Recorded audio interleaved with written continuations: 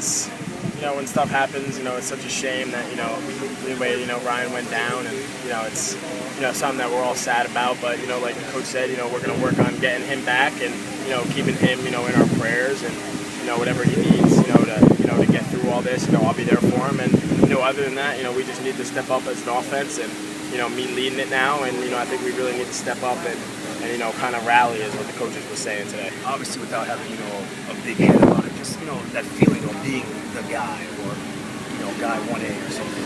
Yeah, being the guy is definitely something I've always, it's why I came here to Miami.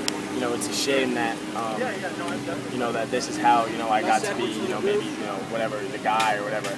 But, I'm going to embrace the break I got. It was unfortunate for Ryan. I feel awful. When he told me that, I was so sad for him, and I'm going to be there for him, like I said, for whatever he needs from me, and I know he'll be there for me while I'm getting ready to be the guy. It's a competition for success. Just talking about you having a great, really down your back for that top spot as well. Yeah, he's a great competitor. He comes out there every day. He gives it his all. He's not going to. He doesn't make very many mistakes, and it's good to have someone like that pushing me every day. Can it be a little daunting, a little frightening almost, knowing that that this happened, and it's just like that overnight, you're thrust into the main role and you've never taken a snap in college? I wouldn't say I'm nervous or anything like that.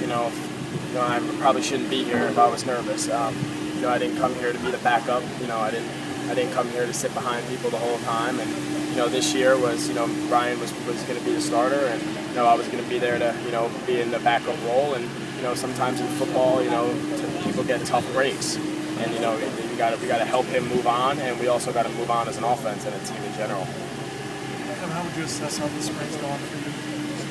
I think the spring's gone really well for me.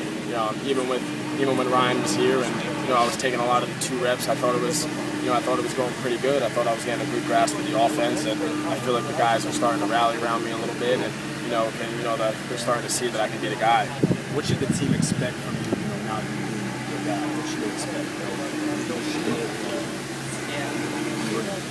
I'm definitely going to be, a leader. I'm not one of those guys that is going to yell and scream and beat my chest and the stuff like that. But they can always count on me being there every day.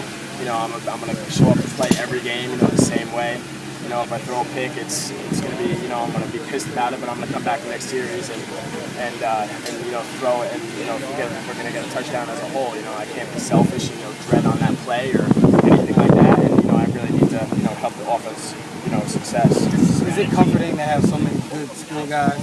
It's like Duke, Joe, Stacy, Malcolm, all those guys you can throw the ball to, Clyde. Yeah, for sure. It makes it a lot easier when I have, as much skill as we have on offense, in all the positions from the offensive line.